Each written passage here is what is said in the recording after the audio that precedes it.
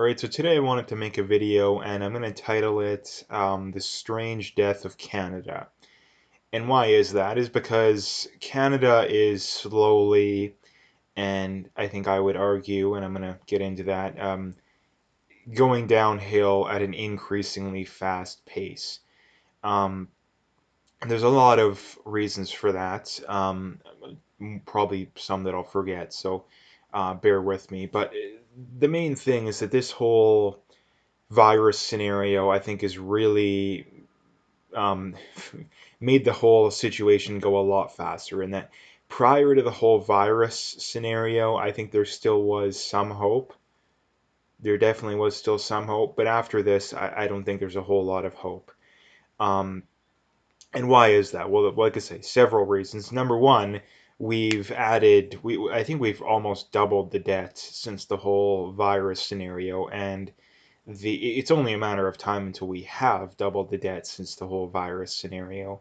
And not to mention, too, that's not including the new provincial debt, the new, I guess, municipalities can't really run deficit, but between the federal and the provincial debt, it's gone through the roof. And I think we are looking at well over a $500 billion in debt especially when you include the provincial debt, right? I think the federal number is I think about around 400. Again, I know that's kind of broad, but and then when you include new provincial debt, it's probably 5, 6, 700 for all I know, but it definitely will be over 500. So again, that's the first one too, is that it is impossible to maintain the system. This is the thing that so many people just don't seem to understand, is that people seem to think that we can maintain this system. And what I mean by that is that um, whenever someone proposes cutting government spending, they are always viciously attacked and vilified as being this horrible person that wants poor people to die, and he wants to deny people health care and all this stuff. But the reality behind it is, again, that's just all hyperbolic nonsense, right? That's complete nonsense, for the simple reason being that if it was realistic and plausible to realistically give people free stuff, the amount of free stuff that we're giving people, and free healthcare, and actually be able to pay for it, then yes, it would make you a terrible person to not want to give it to people. The problem with that is that's not realistic, right? As a country right now, we are really walking the tightrope. And what I mean by that is that we're basically the equivalent to someone who's living off credit cards and lines of credit and borrowed money, right? That is how we are living as a country right now. I mean, there's the obvious problem to that, but the even bigger problem to that is the obvious one being it's not sustainable. The even bigger one being is that the majority of the public believe it is. And why is that such a big problem? Well, that's a big problem because eventually, eventually the gravy train's going to run out. Eventually, we're not going to be able to maintain it anymore. And what happens then? Well, a lot of people are going to be in for a very, very, very rude awakening. A very rude awakening. And why is that? Again, it's because a lot of people are so reliant on the free stuff that if the free stuff was ended abruptly, they wouldn't know what to do, right? And that is one of the arguments that they always make is, oh, you can't end the free stuff because people are going to die. Again, the free stuff's going to end one way or the other. We have two options. Again, we're not going to do the first one, but I'll bring it up nonetheless. The first one is that we come to a slow landing, right? To where, yeah, some people are going to have to suffer in the meantime, but at the end of the day, we'll be better off. In the long run, we'll be better off. The option, not the second option, and the option that we're going to do, at least 99.9%, is the hard landing. We are going to continue to kick the can down the road and pretend like massive amounts of debt and massive amounts of spending is realistic until we can't no more. And what's going to happen when we do that is, again, massive amounts of suffering, I think.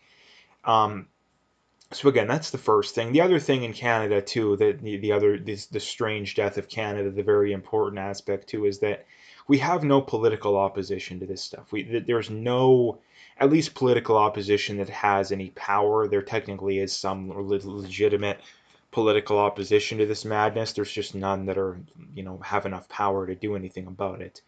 And again, a lot of people, for the people still holding hope, for the conservatives, again, unless they change course drastically, they're not going to do anything. So again, like it's highly likely we get liberal majority minority governments for quite a while. Quite a while. At this point, I don't see anything changing that.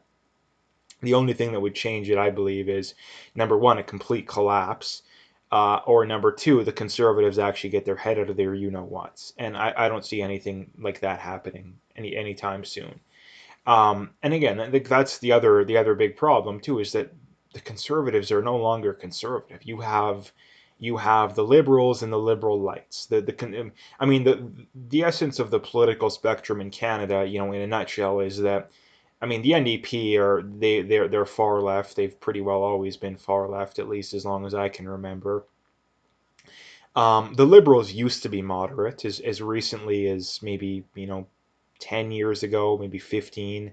The liberals actually were somewhat moderate, right? Somewhat moderate. But again, that changed. They've consistently moved ever since Justin Trudeau took over.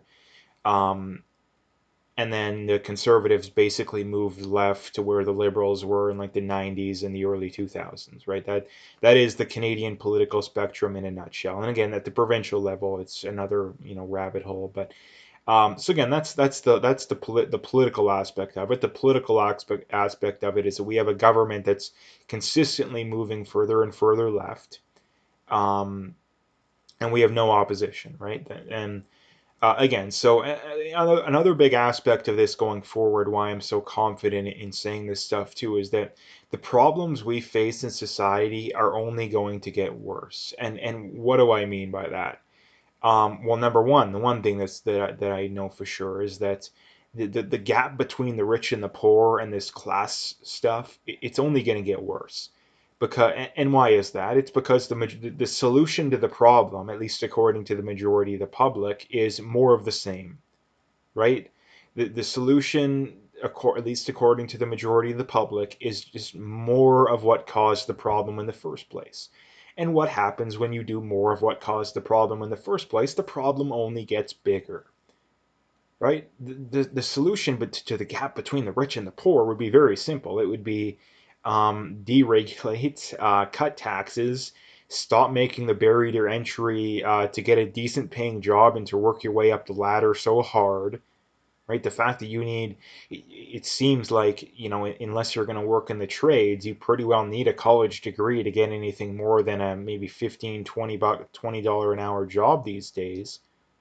I mean, again, it's absolutely utterly insanity. Like, and this is the other thing too, that if the left actually cared about, you know, lifting up the poor out of poverty, they would stop supporting a system to where you need a college degree just to get an average salary these days. Like, no, like, again, we go to school for 12 years, and you're telling me that to get an average paying job, I got to go drop $100,000 in another 4 or 5 years of my life to get an average paying job. Like, again, it's pure madness. And again, that problem's only going to get worse. And that brings me to the immigration aspect of it too, is that the liberal immigration number this year, I think, is about 400,000. And again, that number is going up pretty well every year. So again, the diversity aspect of it too, it's all a cover for the reality. Again, the left can't stand diversity, right? The only diversity that the left supports is diversity of the color of people's skin, right? They don't support diversity of thought. They don't support diversity of political opinion, right? They'll never look at an industry where blacks are overrepresented or women are overrepresented and say, yeah, we need more white people or we need more men, right? They're only interested in it when the pendulum goes one way, right? So they don't care about diversity. The reality behind immigration is that number one, They want it for the votes, right? That immigrants from the third world overwhelmingly vote left. So that's the main reason.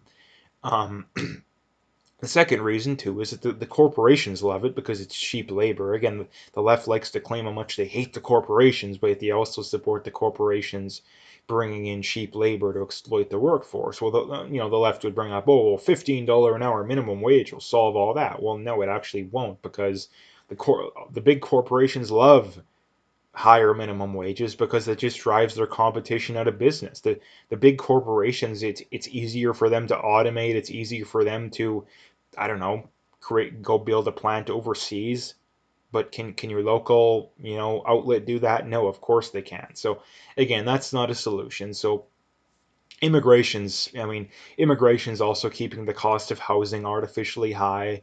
Um, Immigration is causing a lot more problems than people think. And again, I'm not saying that we should have zero immigration. I'm simply saying that if the cost of housing is through the roof, if finding a decent job for young people is so hard these days, um, if we have absolutely through the roof deficits, there is no reason to have immigration at all.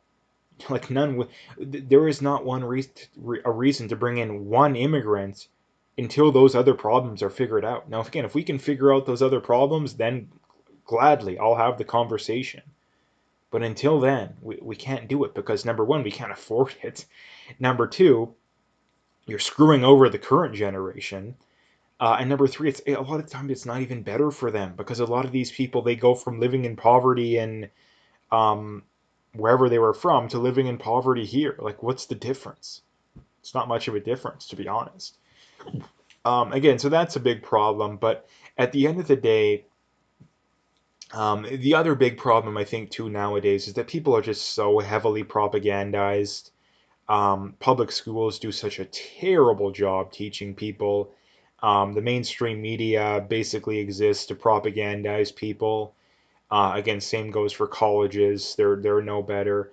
Um, so again, that's a very big problem as well. So uh, again, at the end of the day, like Canada is going down a very dark path, right? Canada is going down a very dark path. And again, like I said, that there's no legitimate thing that I can see happening that's going to change this stuff too. Because again, even if the conservatives find a way to get elected, they're not going to change anything significant.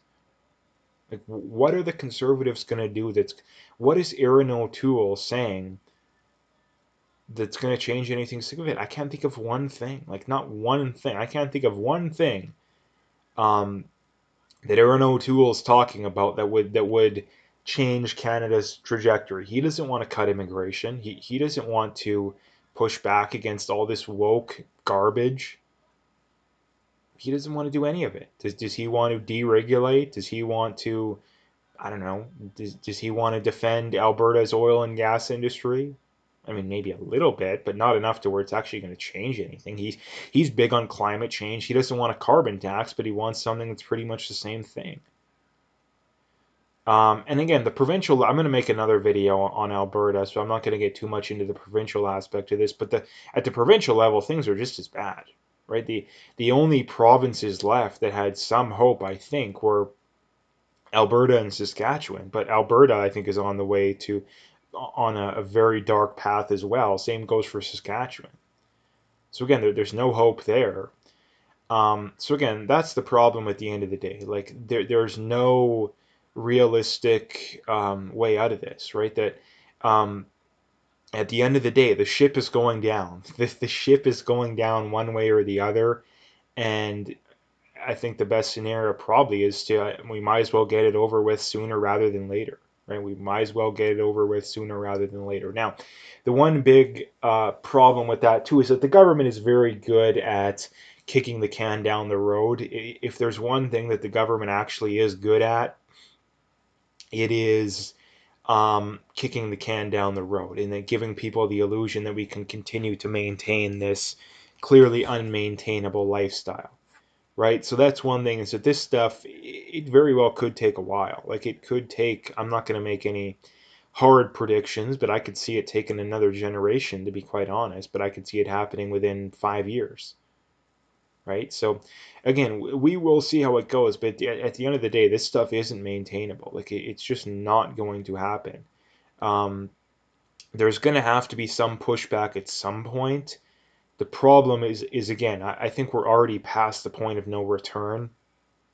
By that being, the majority of people will support the ship going down until they drown, right? Until they're at the point to where they hit that cold water, and they realize that the jig is up. The problem was that when that happens, like I say, there's going to be a lot of suffering. Um, the other big aspect I brought up, for this too, and another reason why I'm confident in saying this too, is that Canada's economy, going into the virus situation, was already on the brink of a recession. I think, like I said, we had consecutive quarters of like 0.3 and 0.1% growth, meaning we were literally within very, very, very close to already being in a recession going into the virus situation. So this is what I've been saying for the longest time, is that we're going to recover out of this whole situation into a recession, meaning we're going to have to do double the amount that the government normally does, which is just going to make the problem double as bad. Double digit unemployment, I think, is going to be a normal thing going forward. Like, it used to be anything over like 5% was considered bad. I think that number is going to change a lot. I mean, maybe it's 7 or 8.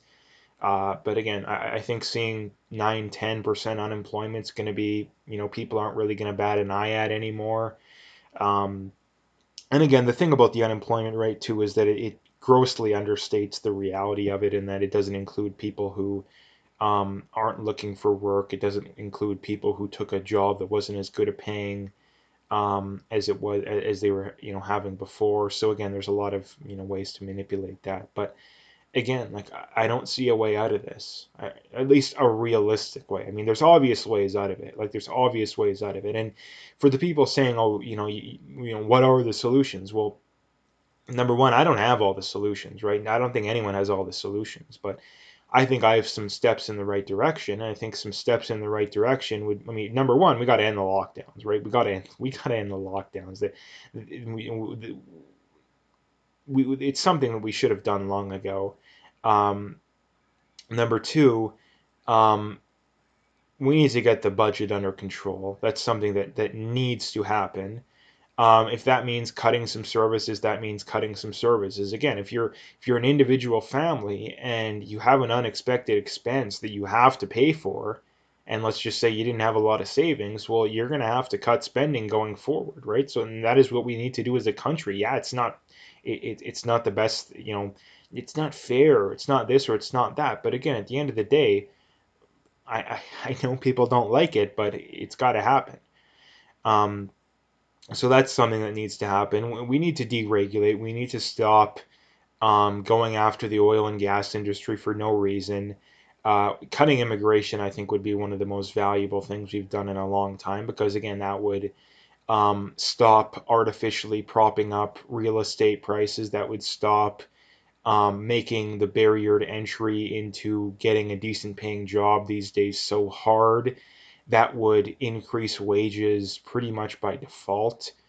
Again, so those are some things that I would do. Again, stop pushing the woke stuff, right? Stop pushing the woke stuff. Stop making it okay to discriminate against men, and specifically white men. All this garbage. Start actually teaching kids in school, not this garbage to where the vast majority of it you're never going to use in the rest of your life. Start teaching kids about critical thinking. Start teaching kids about, personal finance. Start teaching kids about actual history, not the cherry picked history to where you can push your agenda. Right? That's what we need to do. Stop encouraging kids to go to college and get useless degrees.